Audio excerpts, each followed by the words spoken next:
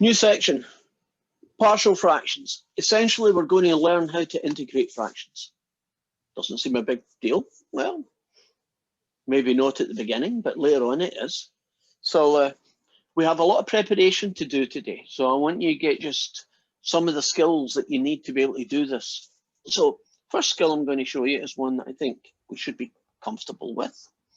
Is the simplest fraction in the world that I know how to integrate is 1 over x.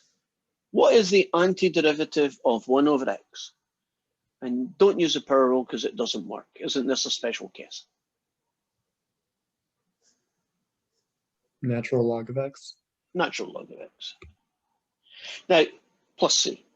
Sometimes, and it's not wrong, you will see the natural log of the absolute value of x. That is them. It's a bit lawyer-esque. They're just covering themselves. You know, you can get a log of a negative number. So that's what that's there for, essentially. We don't use it in a lot of situations because, one, can we just make the assumption you're never going to use this for negative numbers? Because if I said to you, what's the square root of x? Would you all agree that you would never use it for x equals -2 to x equals -1, right? It wouldn't make sense in the real world, right? So it's there, but I've even seen it, and it's a bit annoying, that sometimes WebAssign wants the absolute value, and then the next question, it doesn't bother about it. So it's just a hiccup. Right, so we're all comfortable about that guy. What happens if you stick a 10 on the front, the top? What's the answer?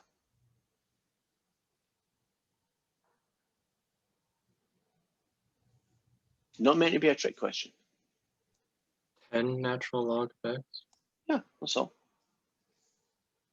Now, I'm going to show you a shortcut. You're going to find in this section that you end up having to integrate a fraction that looks like this guy. You can get the answer by doing a substitution, but can you just trust me that that's what the answer looks like? When you look at it, it kind of looks right, doesn't it? That's what you'd probably have done if you hadn't, if you had to guess. So the integral of 1 over x plus 7 is the natural log of x plus 7. And if you wanted to prove it, you know, get it from scratch, do a u sub of x plus 7. But can we save time and just say, I know that is this? And you don't need to do that. U sub stuff. Now I'm going to do, what I'm going to try and do, once I get a pen that's not running out,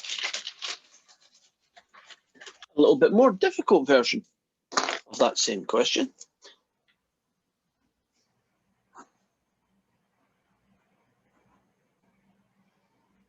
And we're going to find the integral of that guy.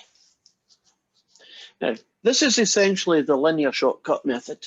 If you want to do it from scratch, you can certainly do the u sub, right? And it'll work. I'm just trying to show you a shortcut. I'm just telling you the shortcut way of getting this particular situation's answer. It's going to be the natural log of 4x plus 7, which is probably not a surprise. What do you think this 4 next to the x is going to generate over here on the left? Think linear shortcut method. 1/4. 1/4. So in general, if you want to do 1 over ax plus b, right? 4x plus 7, 3x minus 10, that kind of situation. Won't the answer be 1 over a, right? 1/4 in this case. The natural log of ax plus b, add c. Are you happy about this shortcut way of integrating fractions that look like that? It's just to save you time. If you don't have a good memory or you don't like too many shortcuts, just do a u sub and you'll get the answer. And it'll be exactly what I just said here. It'll be the right answer. Are we cool with that? Now, suppose I stick 10 up here. What's going to happen to this answer now? Does it turn into 5 over 2? It does. Log? It's 10 of these guys, and that particular situation simplifies down. Have you noticed then that a number on the top just generates a multiple of their answer that you would have got if it had been a 1 on the top? Right. So I guess I'm going to put over here this particular one so that it's nice and handy when we need to use it.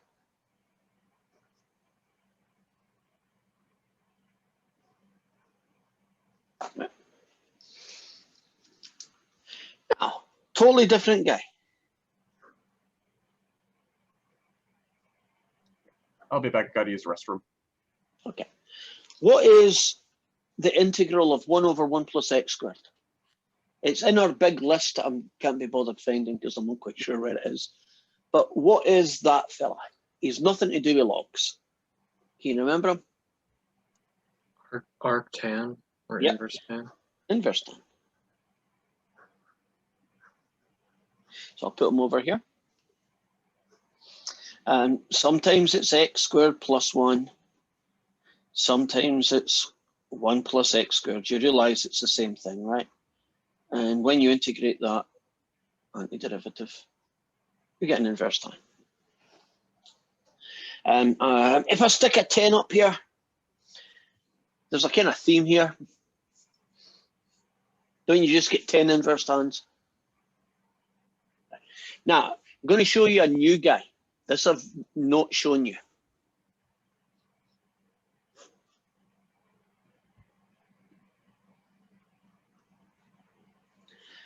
You can expand the 1 over x squared plus tan, right? You can expand that guy to having a number like 4 plus x squared or 9 plus x squared or 10 plus x squared. Now, this doesn't happen very often, but I'm putting it here so I can have it covered. You will get, because I'm telling you, this is what you will get. So it's just magic, and you're going to trust me.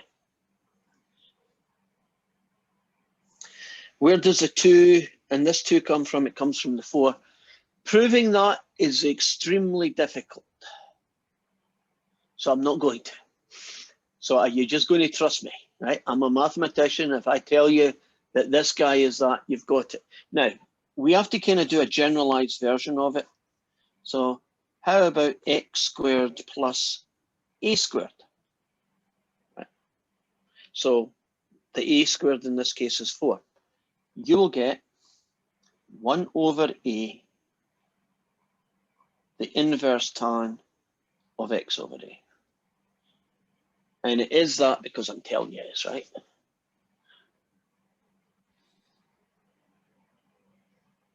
Now, if you wanted a pseudo proof, can you trust me if you differentiate that, you get this?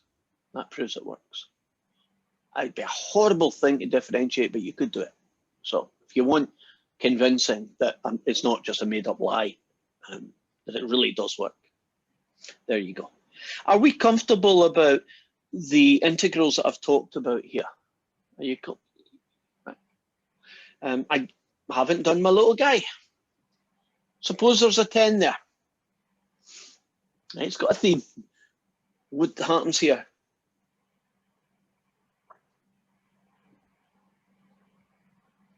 So what do you get if you change the top to a 10 instead of a 1? It would be a 5. Yeah, so you get 10 of these and then you simplify it down.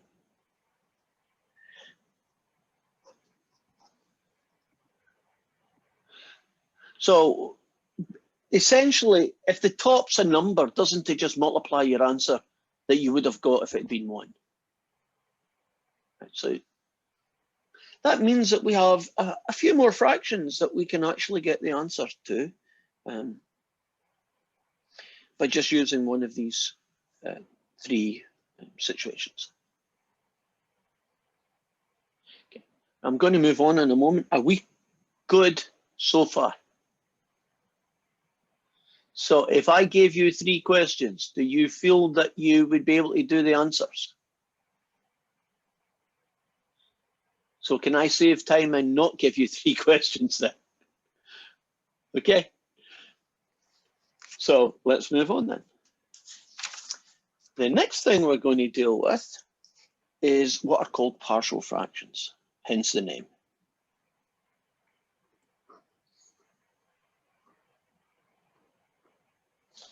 And the skill that I'm going to generate right now is how you can take a fraction and break it into its what's called partial fractions. So here is an example of a nice fraction. It looks like that. So what would its partial fraction look like? Well, if you take this fraction, you can break it into two separate fractions that look like that. And these are called the partial fractions. So this is the original fraction, and these are the partial fractions. In a funny sort of a way, isn't that the wrong direction? Don't we normally want to take ugly things and make them nice? But in these questions, you're going to get a nice fraction, and you have to break it apart into its individual pieces, the partial fractions, in order that we can integrate them. Now, at this point, right now, all I'm going to do is put a letter, a capital letter, on top of each. And A and B are numbers. So later on, we're actually going to find out what these numbers are. But right now, we're just leaving the question floating. And you get homework questions that basically say, break this down into its partial fractions, but do not find the values of A and B, right? Just write them down as A and B. So 2x plus 3 over 2x plus 1, x minus 7, and x plus 1. So based on what I've shown you here, I wonder what this would look like. Will this break apart as 2 or 3 different fractions? What partial fractions do you expect this fella to be broken into? 2 or 3? 3. I would agree. And isn't there a natural kind of lip to the 3?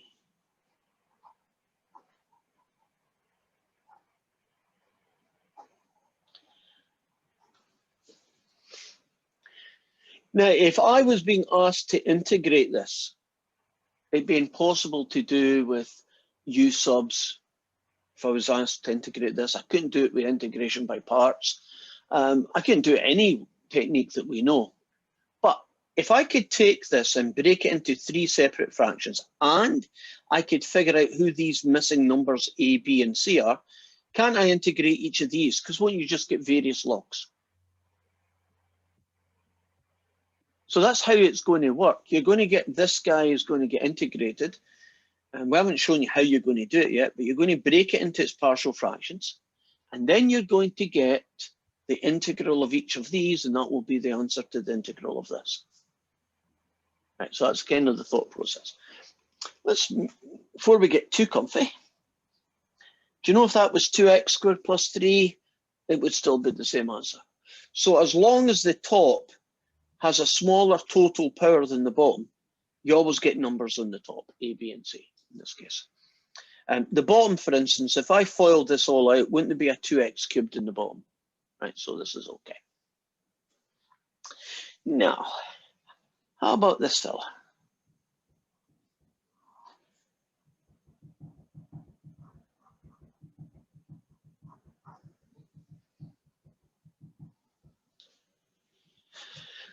Do you think this is going to break apart as 2 fractions? I know, how many fractions? Do you think it's going to break apart as 2? Can't think of another answer. Maybe 3. No.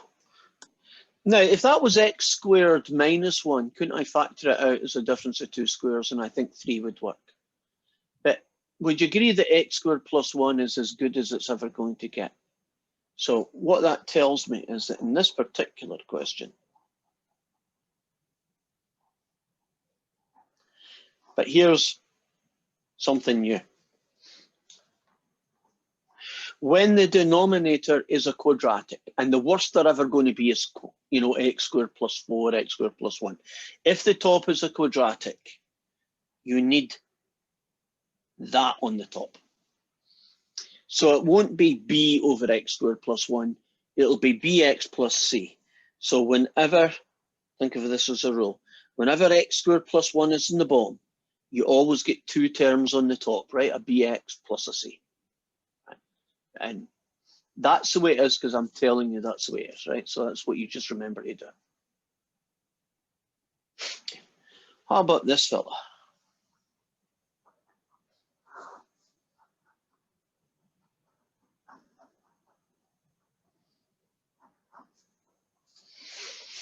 Suppose I want to break this guy into its partial fractions.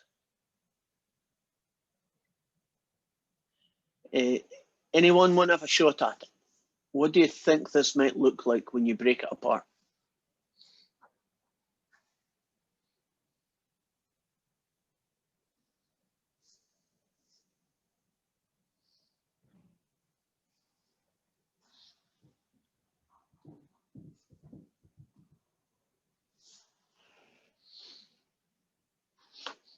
Okay. What do you think is going to go in the first one? Let's take it in small chunks. What's going to go here, where my finger is? X squared plus 4. What? Yeah, what's going to go here, the bottom of the other one? X squared plus 9. Would you have the both of the tops be 4x squared plus 1? No, the top is general. Oh, okay, So okay. Yeah, so sorry, just got back. Right. The top is ax plus b, and then cx plus d. Does that make sense that if it's a quadratic on the bottom, you get a multiple of x's plus a number on the top? And each letter has to be different, right? You don't call them all the same letters. So ax plus b on this one and cx plus d on that one. So if you were going to break this apart, these are the two partial fractions. If you're going to break this apart, here are the three partial fractions. Are we comfortable with that part? Okay. So there is one last situation, which is the weirdest one of them all, and it does happen from time to time, so I have to show you. I don't really care what the top is, so I'm not too worried about what that is.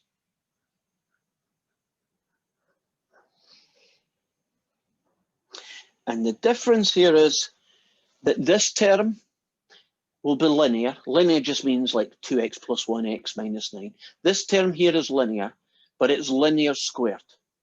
And that does make a difference. And this is how it splits. You'll have an a over x plus 1. You'll have a c over x minus 9 squared. And most people would probably have thought that's what you get. You get two partial fractions, right? One for this guy, one for this guy, because that's essentially what happened all the way up, right? Not this time. If this is a square, which is the only situation you're going to get, so don't worry about cubes and fours, nobody's going to do it to you. If this is a square, you get two versions of the x minus 9. You get an x minus 9, and then you get an x minus 9 squared. So can you see in this situation here, there are three partial fractions. And that is just something we have to be aware of. So 3 linear, 3 partial fractions. A square guy, you still get a single partial fraction, but the top is a little different looking. And a square linear, you get 2 for the price of 1. Are you comfortable with that guy? Right, that's what you do when this happens. Okay, this time I am going to give you some questions, and all you're going to do is write down what the partial fractions would be in each of these situations.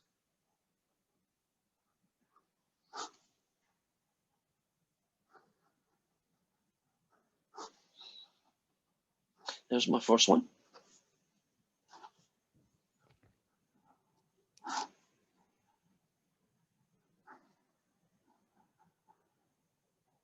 That's my second one.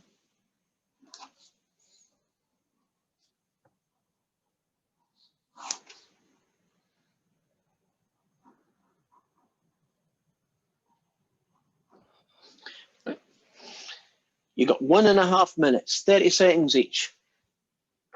Break these fractions into their partial fractions.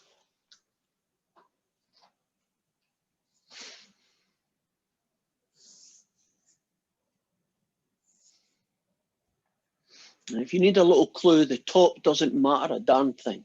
So it doesn't really, we don't really care what the top is, at least in these questions.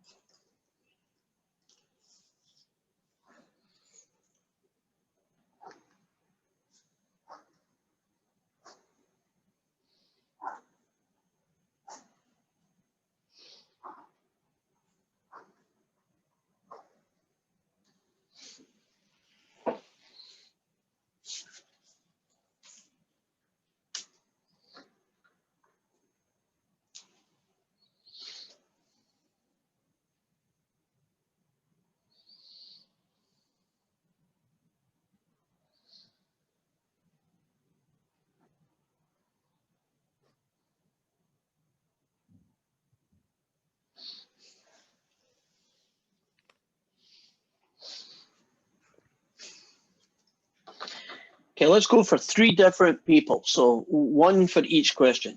I'll take a volunteer for the first one. How am I going to split this guy up?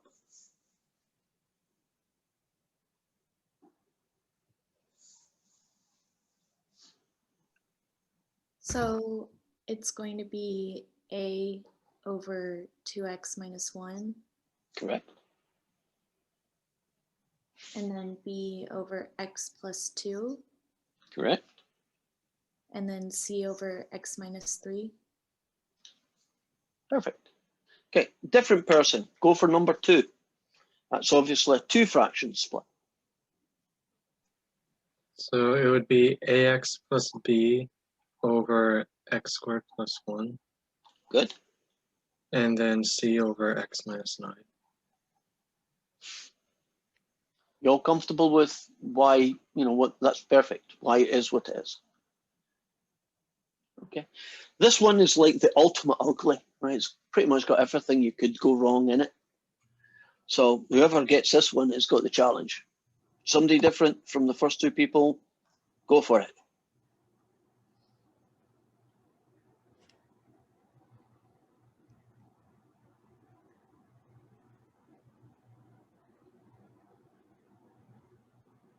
Would it be ax plus b over x squared plus 1 It would indeed. plus c over x minus 9, Correct. and then d over x minus 9 squared?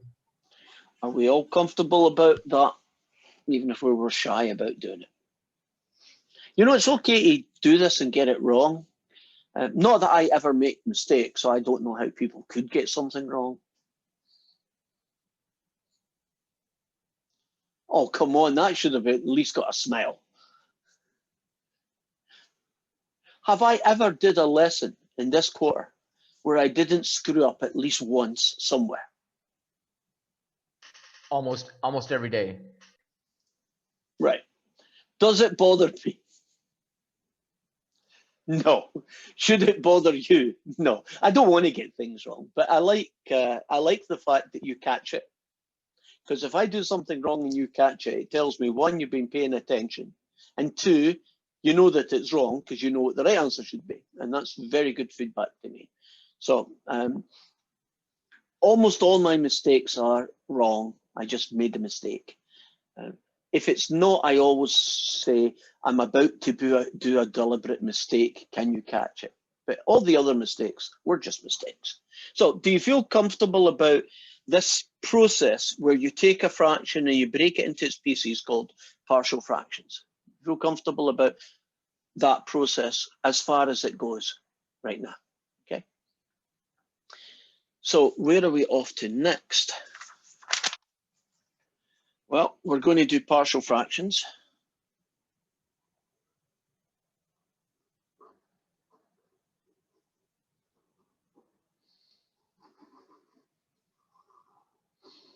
but we're going to find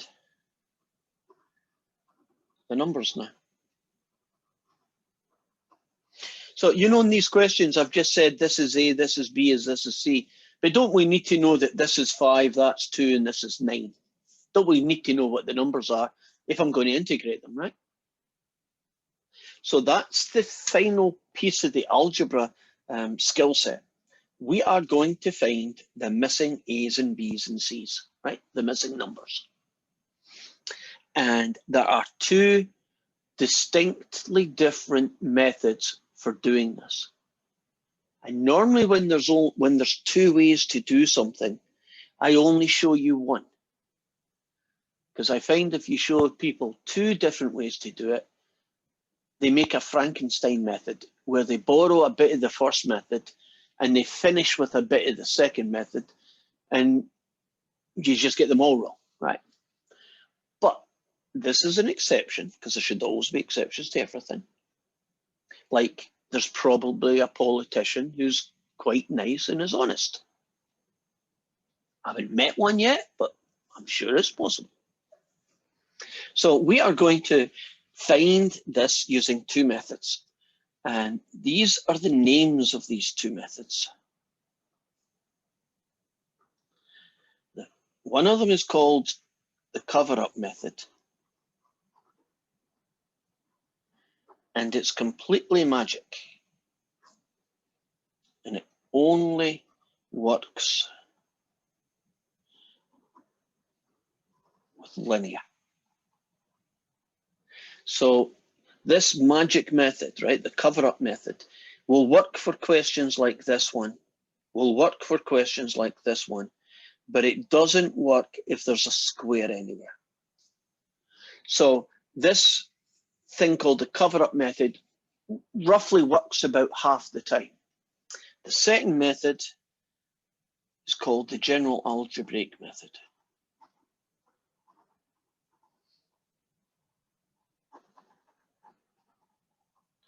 And it is not magic, well, it might seem like, and this works for all situations.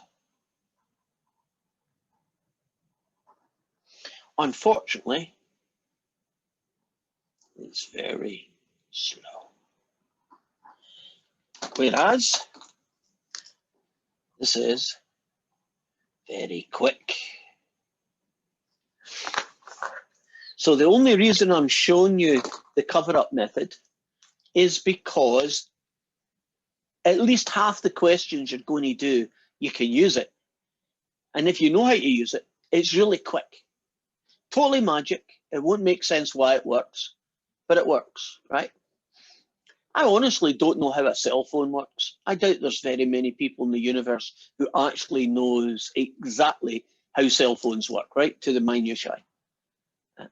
But it hasn't stopped me using a cell phone, has it? So can you bear with me when I do show you the cover-up method and it is total magic? Can you just at least say, but it works. I know how to use it, right? And for those who don't, then just use the general algebraic method and that'll stop you. Secondly, some people do not like the cover-up method, not just because it's magic, but their brain just doesn't work that way. It just doesn't make sense to them. They can't remember how to do it, and they're going to screw it up if they tried. So if you're in that second group of people, you will also do general algebraic method. So that's my selling of it.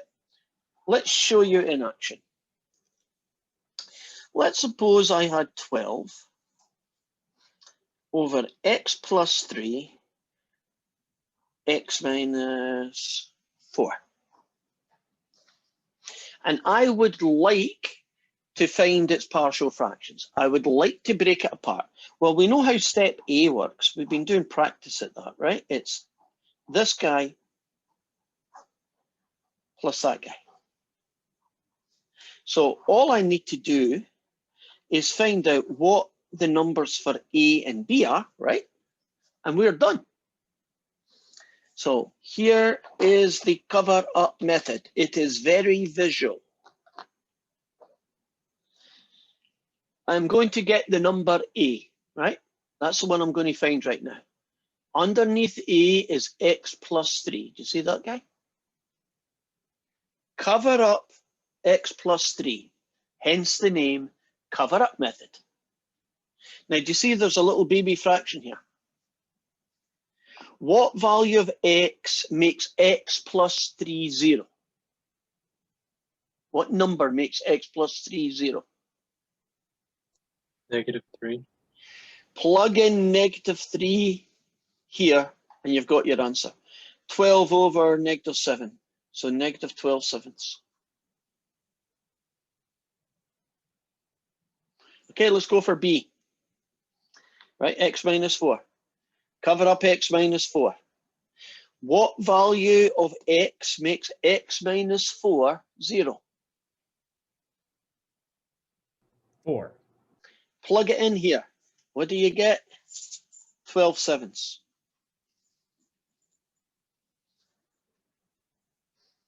Would you agree that is magic? There's no reason in the world why that cover up and stick in a number and get an answer should work, but it does work, does it? Well, trust me, it does work. Okay. 10, x minus 1, x plus 1. It's going to split as these two partial fractions.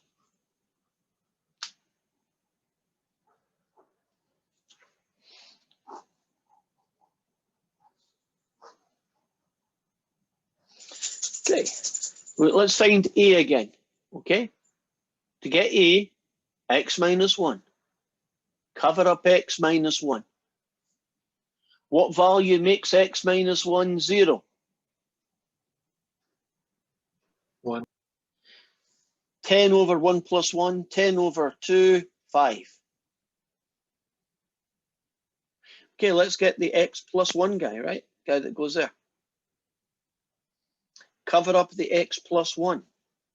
What value of x makes x plus 1 0?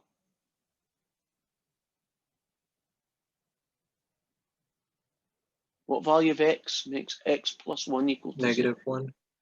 Plug in -1 to what's over here. 10 over -2, -5.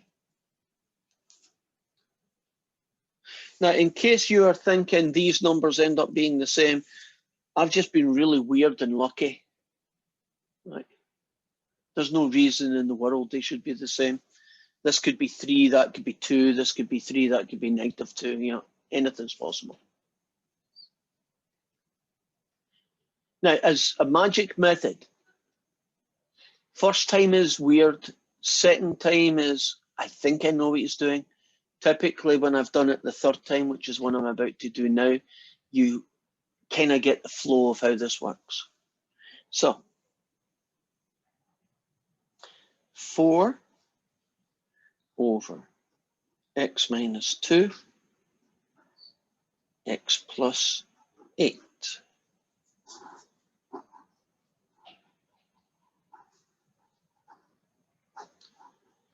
Can you imagine after a while you don't even write that line? You just go straight into this one. Okay, let's find A. I have an x minus 2 here, right? Cover that up. What value of x makes this 0? 2. 4 into 2 plus 10, 4 into 2 plus 8, 4 into 10, 2/5.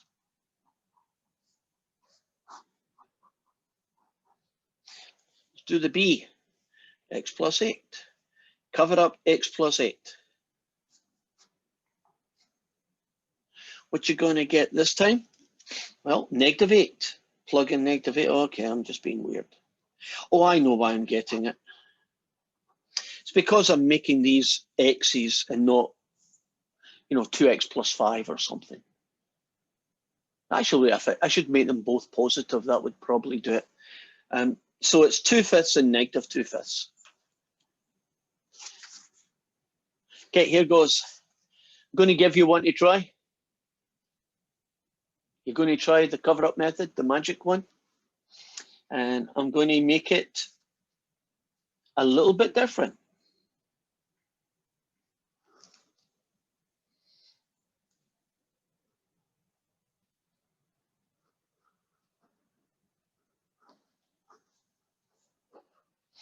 And I want to see if you can cope with this 2x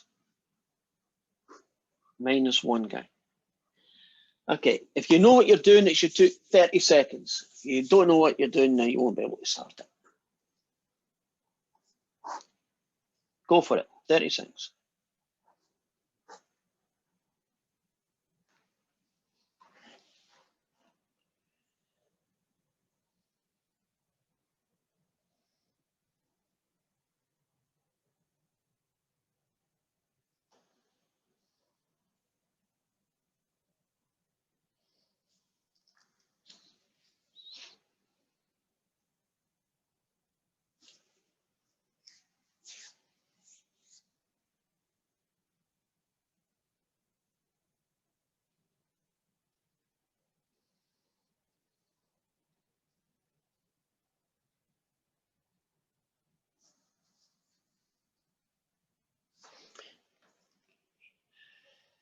Two guys, an A and a B.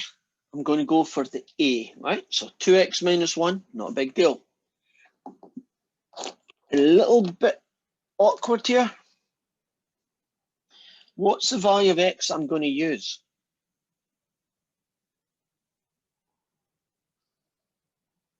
One half. Which means you're going to have to deal with 2 on the top, 1/2 take away 3, 2 over -5/2, 2 over -2/5, and at the end of the day, hopefully you got -4/5. I get at least one nod, so that's good. That was the awkward one. The other one is much more straightforward. This guy. Okay, well, you cover up that, and in this case here, aren't you going to be using just a nice number 3? And what do you get? 2 on the top, 6 take away 1 is 5, so you get 2/5. Yay, and just to show you, look, 2 different numbers, right? They're not 4/5 and -4/5.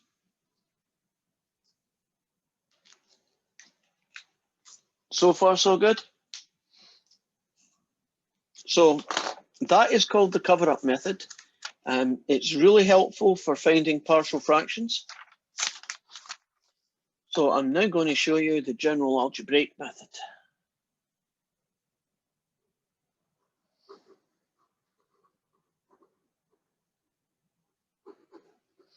Now this method works for every possible situation.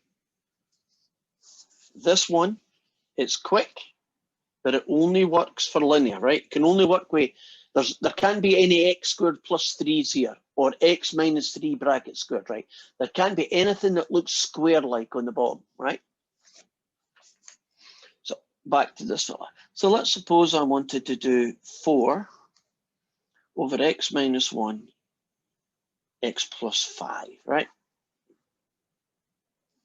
Now, the way the general algebraic method works is it starts off exactly the same by setting up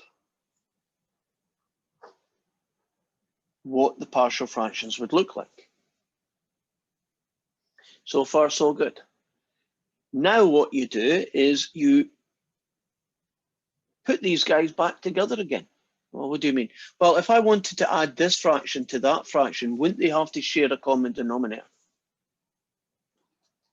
So to make them share a common denominator, I have to change the way they look. So I'm going to take this fraction and multiply it by the version of 1 called x plus 5 over x plus 5. And I'm going to take this one and multiply it by a version of 1 called x minus 1 over x minus 1. What does that give me? Well, it gives me a lots of x plus 5 plus b lots of x minus 1, but now they share a common denominator, which is that guy. This is the original question over here.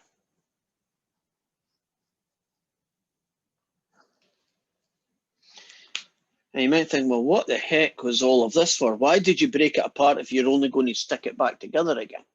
Well, we now use a little piece of logic. These two fractions are equal, aren't they? Right? This is the same thing as that. And aren't these two fractions got the same denominator? then that means that the tops must be equal, the numerators.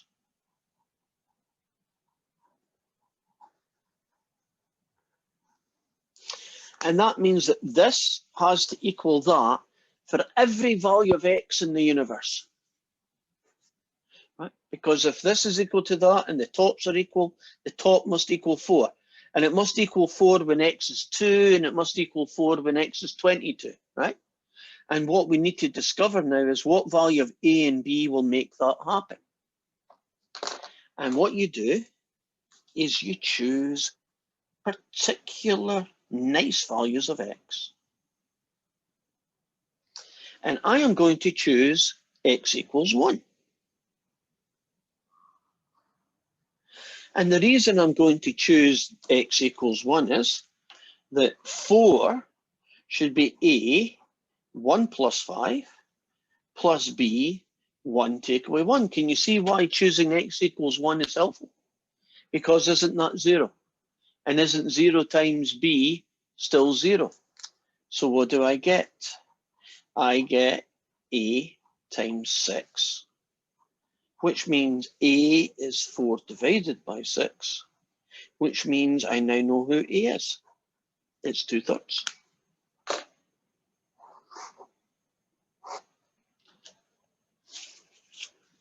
So I go back to my original expression, which is this one, and I say, well, I know a little bit more than I did a while ago. It used to say that 4 had to equal ax plus 5 plus b x minus 1. But I now know a is 2/3, so it's 2/3 x plus 5 plus b x minus 1. And then I go and I do another choice.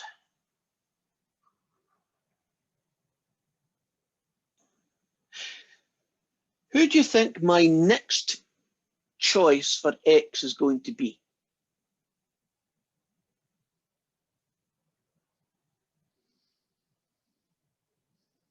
-5? Yes. Now, what's nice about -5 is doesn't that disappear as 0? So, -5. So what do I get? I get 4 is going to equal 2/3. Well, that's just 0, right? Let's call it what it is. And then it's going to be b times -5 take away 1. I don't know why I'm keeping that pen, it's running out of ink. And what's that going to get me? 4 is equal to -6b. Divide them. Oh. I now know a and b. So this fella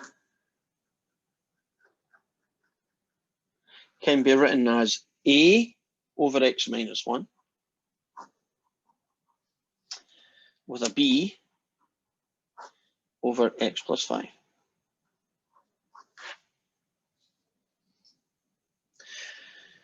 Oh, well, that took a few minutes, didn't it? Let's see if I can do this one with a cover-up method. Now, I'm very fast at the cover-up method because I've done it for so many years of my life. You won't be quite as quick, I'm guessing. But here goes. The number that goes here, cover this one up and plug in 1. 4 over 6, 2/3. The number that goes here, cover up that guy, plug in -5, 4 over -6, -2/3. Took 15 seconds.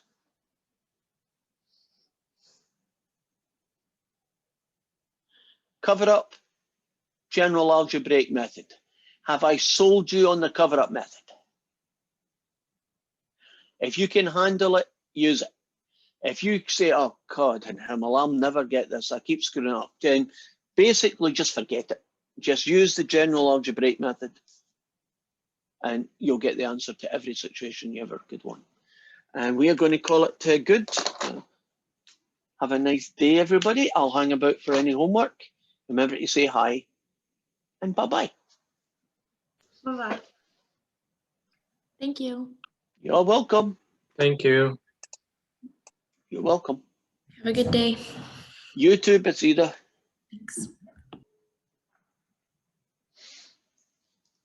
Okay, Sean, Hector, who wants to start? I just have a quick question. It shouldn't take very long, but Right. so I was looking at where you ended up with the cover-up method at the very end, the last problem you did. Yeah. Do you ever want to correct having the fraction on top so that you write it with, for example, instead of having a fraction in the numerator, you would correct it to 2/3 times x minus 1. Do you ever want to do that? would Or is do- that the next step? I wouldn't do it, although style points wise I should. But what Okay. we're going to do is integrate these things. And actually That was the next step, 2/3 all over right. x minus 1 is a nicer way to write it.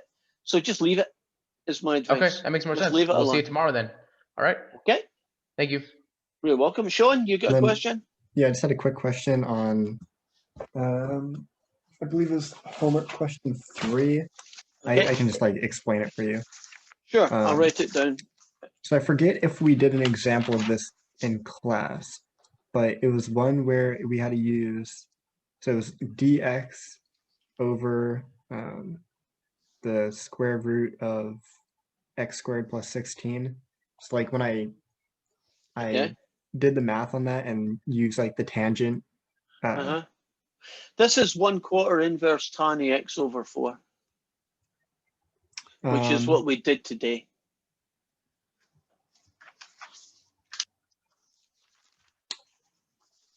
Is that the, I'm going to be showing you the thing in a minute. I'm just looking for my Oh, little yeah. list. I guess it would be inverse tan. For some reason, I was getting 1/4 secant. Oh, Then- wait a minute. This thing here? Oh, let me click back to make sure. Is there anything else apart from what you just said? Is it just this integral? Because if it is this integral, the quick answer is it's just going to be that. Oh, well, square root of the x. That makes squared. a total difference, right? Yeah, okay. So it's going to be a square root of all this, right? Yeah, which would be, and since it's like Which- in that form, you use tan. Right, agreed. So you do an x sub and it would be a 4 tan. Yeah, 4 tan squared plus 16, and then you like pull the 16 out, and I got 4 secant when you're finished. 1/4 secant, because like the dx Right. is just 1. Right, but the dx here is going to get switched in a minute as Yeah. well, isn't it? So Yeah. if you differentiate, make sure you get your differentiation hat on. What do you get if you differentiate 4 tans? I got 4 secant squared, Agreed. which would just leave the secant. Correct. We have 4 in the bottom, but that's not a big deal. I would call it a 1/4 secant. Oh well, if dx is 4 secant, wouldn't the 4's cancel out? You're right. So you just get a secant. Yeah, and I was just confused how to. That was like my main question. I was confused on how to take the integral of that. Because it would just be- You don't. It's a standard integral. So you just go Oh, and so they- find out what it is. I believe it's a natural log is secant theta plus tan theta, but you can double check on that. Okay, yeah, because I wasn't sure how to do that exactly because I Right. knew. Do you know that list that we keep adding to? Yeah, was it on there? It's not on there yet. Oh, So now that you've just told me that one, I guess I should put that on there as well. I don't want to write this and find out that it's wrong, but I believe it's a natural log of something. okay. Do you have the answer handy? Because that's what it is. Do you know what the answer to that question would be?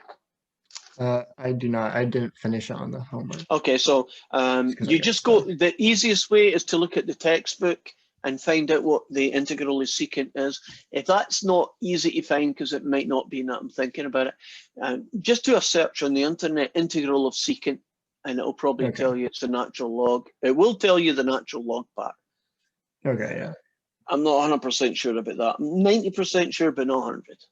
So is that fine that we didn't use the U sub then for this? Because I thought. You I thought didn't for, need a like, U the- sub for that. The U sub wouldn't actually work for this one. This Yeah. one, The solution is being created by a method. I'm not even sure how they come up with the solution. Sometimes we just say, thank you for giving me it, and just move on. I don't think you could do this with an integration by parts either. Mhm. I could be proved wrong there, but I'm pretty sure you can't. So there are tons of techniques in integration that you don't know about yet. Okay. I've got a gut feeling it might come from a double integral in Calc 4. There might have been a technique in there. Mhm. There's a guess. I'm not saying it is. Okay, Okay. so that's your Yeah. guy. That's the kind of guy you just write down in my list over here when you find it. Yeah. You know there'll be another one for cosecant, although I don't think any of the homework questions have it. Okay. So And if you think of then- all 6 trig functions have an integral, Mhm. some we know, sine and cosine, others were told or we found out, but Okay. eventually you'll have all of them.